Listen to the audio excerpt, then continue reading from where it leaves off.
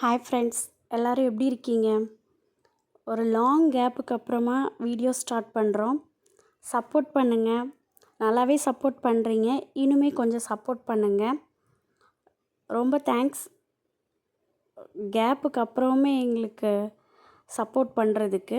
இது ரொம்ப ஒரு சின்ன ரெசிபி தான் ஷேர் பண்ணுறேன்.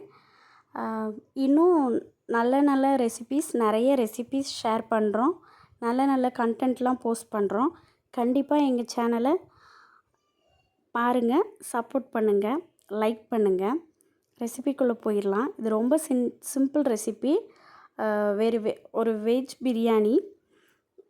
இது எப்பவும் போல் எண்ணெயில் கொஞ்சமாக கீ போட்டுட்டு ஹோல் ஸ்பைசஸ் எல்லாம் போட்டுட்டு பச்சை மிளகாய், ஆனியன் நல்லா ஃப்ரை ஆனதுமே கொஞ்சமாக இஞ்சி பூண்டு பேஸ்ட்டு போட்டு கொஞ்சம் அந்த ரா ஸ்மெல் எல்லாம் போனதுக்கப்புறமா தக்காளி போட்டுட்டு உங்களுக்கு என்னென்ன வெஜிடபிள்ஸ் வேணுமோ அது கூடவே கொஞ்சம் மீல் மேக்கரை நல்லா கொதிக்கிற தண்ணியில் போட்டு நல்லா தண்ணியெல்லாம் பிழிஞ்சு எடுத்து வச்சுருக்கணும்.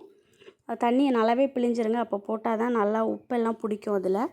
அப்புறமா கொஞ்சம் புதினா கொத்தமல்லி கூடவே கொஞ்சம் கர்டு ஆட் பண்ணி கொஞ்சம் உப்பு போட்டுக்கோங்க.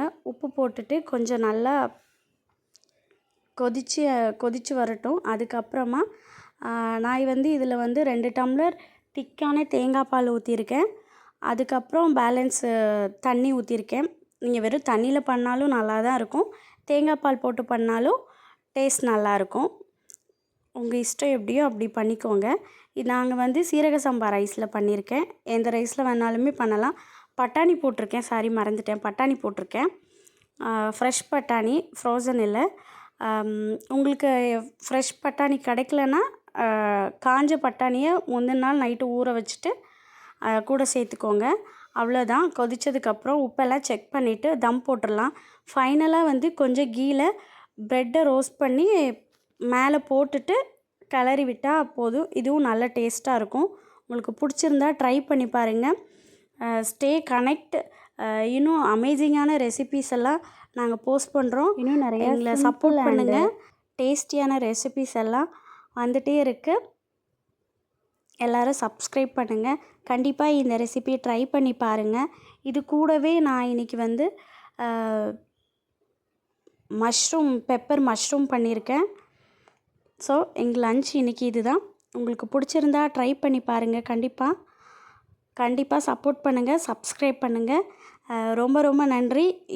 இவ்வளோ நாள் எங்களுக்கு சப்ஸ்கிரைப் பண்ணதுக்கு, எங்கள் வீடியோவை பார்த்ததுக்கு ரொம்ப ரொம்ப தேங்க்ஸ். தேங்க்ஸ் ஃபார் வாட்சிங்.